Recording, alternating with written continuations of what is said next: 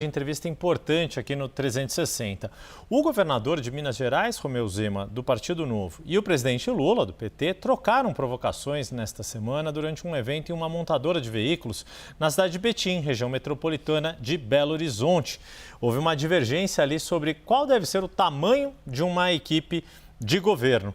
Então, para a gente falar disso, falar de outros assuntos que estão na política nacional, a gente recebe um dos protagonistas dessa situação, o governador Romeu Zema, conectado conosco ao vivo de Minas Gerais. Governador, muito boa tarde. Obrigado pela disponibilidade de estar conosco.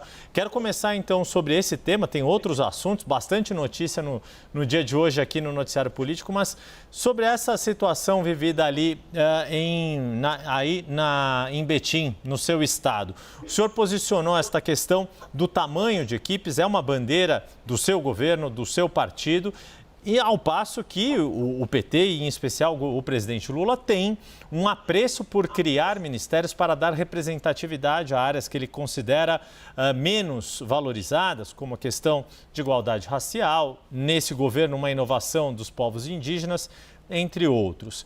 Mas por meio disso, nesse contexto, também está a relação entre presidente e governadores, e assim como prefeitos, ou a relação institucional. Qual é o momento, na sua avaliação, que levou o senhor a fazer esta colocação de tamanho de equipes diante do presidente? A resposta que houve do presidente, isso mostra que, a despeito das relações institucionais, a eleição de 2026 já é uma pauta para todos os governantes? Muito boa tarde mais uma vez. Boa tarde, Yuri. Boa tarde, Débora, Pedro. Boa tarde a quem nos acompanha. É um prazer enorme estar com vocês. Ô Yuri, quem me acompanha aqui por Minas Gerais sabe que muitas das minhas falas incluem o enxugamento que nós fizemos aqui no estado. Eu sou o governador anti-gastança. O meu histórico de vida no setor privado me moldou a ter uma visão de economizar em tudo. E aqui na minha gestão, entre autarquias, administração direta, estatais, nós enxugamos mais de 50 mil cargos. E foi o mesmo com o secretariado. Eram 21 secretarias que nós tínhamos aqui no governo anterior e eu enxuguei para 14. Isso sempre fez parte do meu repertório. Agora parece que serviu de carapuça para alguém. Aí é que está o problema. Então, eu fiz um discurso que eu já havia feito dezenas de vezes em outros eventos, mostrando que eu acredito numa gestão enxuta. Agora, o Brasil está vivendo problema por causa de gastança, de irresponsabilidade fiscal. E quem está pagando a conta é o mais pobre. É aquele que é assalariado, é aquele que está sofrendo as consequências da inflação, está sofrendo também as consequências da alta de juros. E esse negócio, o Brasil está crescendo 3,4%, tem de ser visto com muita reserva. É um crescimento via anabolizante. As sequelas, as consequências vão começar a aparecer nesse ano de 2025. Então, o presidente está desintonizado, está no modo avião, não está com o pé no chão, não vive a realidade do brasileiro. Eu acabei de chegar de viagem agora, estava na estrada desde as 6h30 da manhã. Fiz aqui hoje 4 municípios. Eu faço questão de ir no chão de fábrica para ver como as coisas estão. Não fico trancado num gabinete, tomando cafezinho e sendo cercado de bajuladores. Então está faltando esse choque de realidade. Governador, muito boa tarde para o senhor. Obrigada por estar conosco. Sabe que às vezes o presidente Lula organiza, eventos em estados e às vezes alguns governadores preferem não ir aos eventos, não dividir o palco com o presidente Lula em determinados momentos, e a gente fala, claro, especialmente os governadores de outro espectro de pensamento político, né? Eu queria saber, no seu caso, o senhor sente algum desconforto? Sei que o senhor esteve lá, mas é colocada alguma situação que deixa o governador desconfortável de dividir o palco com o presidente Lula, governador? Ô, Débora, De maneira alguma. Inclusive, eu fui em 2 grandes empresas que no início do meu governo me procuraram.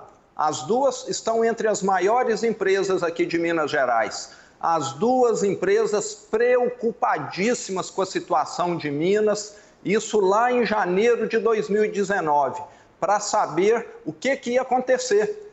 Se o governo ia devolver os créditos que eles têm, se o governo ia recuperar as estradas que dão acesso às unidades deles, se o governo ia pagar as dívidas monstruosas que tinha também com uma delas. E eu falei, eu faço a gestão correta. Eu não sou político, eu sei fazer a gestão que soluciona problema e não que ganha milhões de votos e às vezes elege quem não tem nenhuma capacidade. Então, estava muito à vontade, tanto na Stellantis Fiat, como também na Gerdau. Conheço os diretores das empresas, todos têm meu telefone, porque eu sou um governador aqui mão na massa. Na hora que tem um problema aqui, eles me ligam e eu corro atrás para poder resolver com a minha equipe. Não tem esse negócio de ficar tendo 5 intermediários para chegar em mim. Então, eu estava muito à vontade. Acho que quem não estava foi quem veio aqui. Pedro Venceslau, o governador, também participa conosco já na tela. Pedro Venceslau, o governador de Minas, Romeu Zema, te escuta. Boa tarde, governador.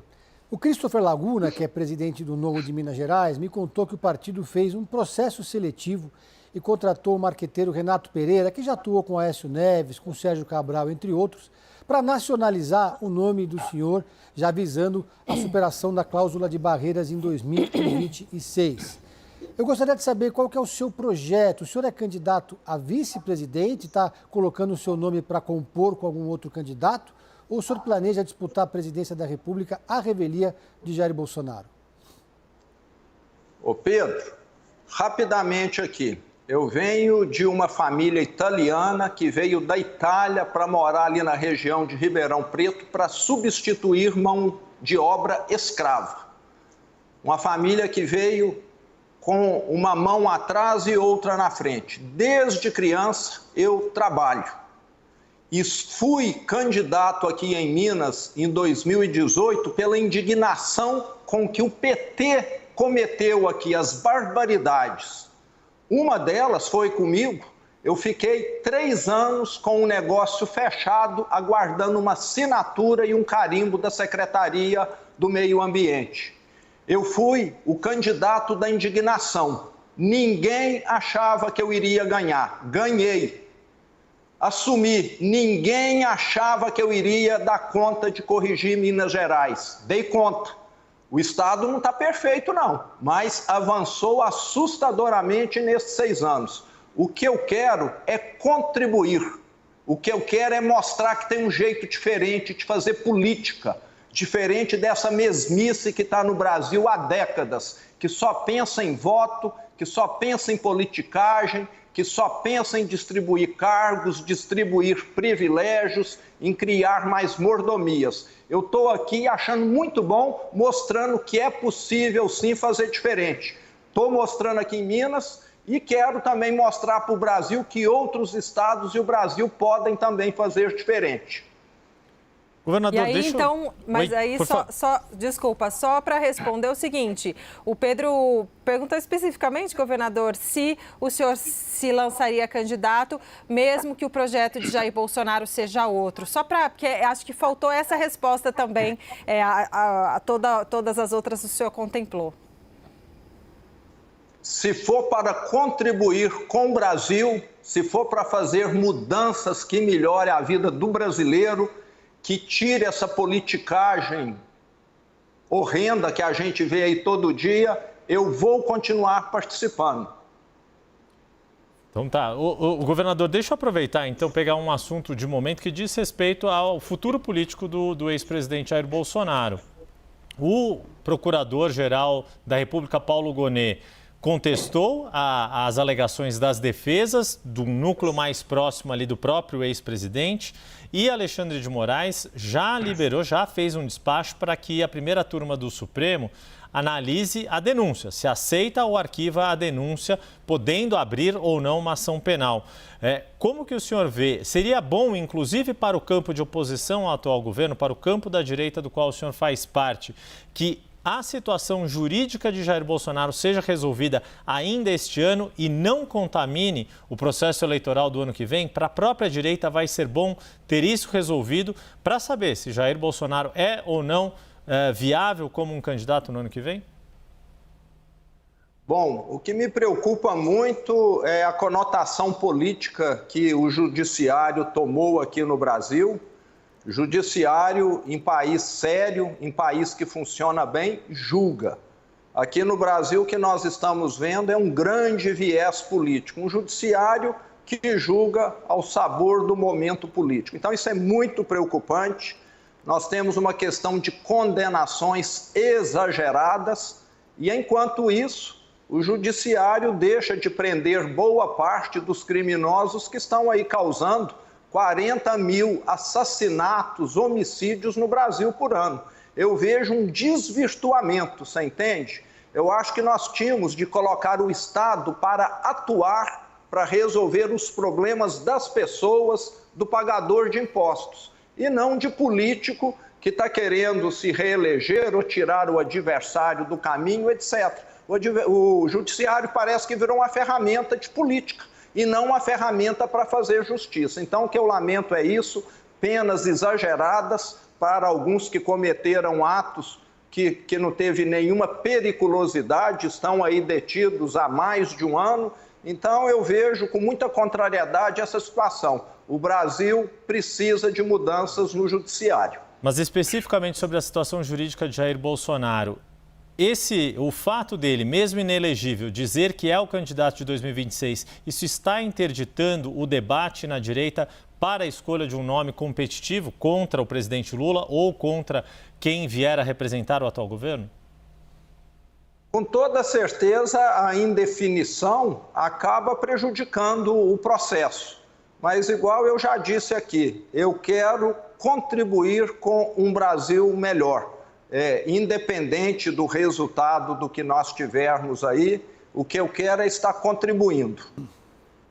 Governador, o senhor falou, terminou a sua fala anterior, né, falando que o judiciário precisa de mudanças. Gostaria de saber, então, na sua avaliação, quais mudanças o senhor defende? E a gente sabe que tem um projeto da direita, tem um projeto do PL de eleger, fazer uma bancada forte no Senado Federal, justamente para eleger um presidente do campo da direita, assumidamente, e, assim, alguém que tivesse a coragem de, se necessário, pautar pedidos de impeachment de ministro do Supremo. O que o senhor pensa sobre esse assunto? Bom, o que eu vejo é que a nossa estrutura judiciária é uma estrutura robusta, né? Eu tenho de deixar muito claro aqui que a grande parte dos magistrados são pessoas honradas, honestas, competentes, que acabam ficando mal vistas por causa de uma minoria. Todo dia que você abre o jornal, você vê escândalos, né, de alguns magistrados que enriqueceram com uma fortuna enorme, muito provavelmente negociando sentenças. A pena desse pessoal, aposentadoria compulsória. Isso é um incentivo à criminalidade, é um incentivo a outros delitos da mesma natureza. Nós precisamos tratar criminoso como criminoso no Brasil. Nós temos políticos criminosos, empresários criminosos e tem gente criminosa no judiciário também.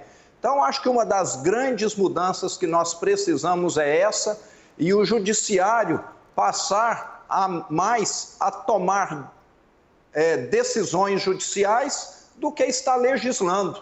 Aí nós temos também de lembrar que o nosso Congresso muitas vezes se omite de uma responsabilidade em nome de uma alegada popularidade e acaba deixando as coisas mal regulamentadas, mal resolvidas. Um problema parece estar alimentando outro. Então, é necessário nós termos esses avanços nas instituições. Nós estamos tendo uma coisa bem bagunçada. É o cozinheiro servindo de camareira, é a camareira estando na cozinha arrumando, e nós precisamos cada um ficar na sua função. Pedro Venceslau. Governador, o senador Rodrigo Pacheco, ex-presidente do Senado, está sendo sondado para ocupar um cargo no ministério do presidente Lula e, eventualmente, ser candidato a governador em Minas, dando um palanque para o presidente. Como é que o senhor avalia essa possibilidade de Rodrigo Pacheco ser ministro de Lula e o candidato dele a governador de Minas Gerais? O senador Pacheco tem feito um bom trabalho como senador. E eu reconheço aqui a iniciativa do Propag, que vai resolver, vai ajudar muito na solução dos estados endividados, entre eles Minas Gerais, e o futuro político dele pertence a ele.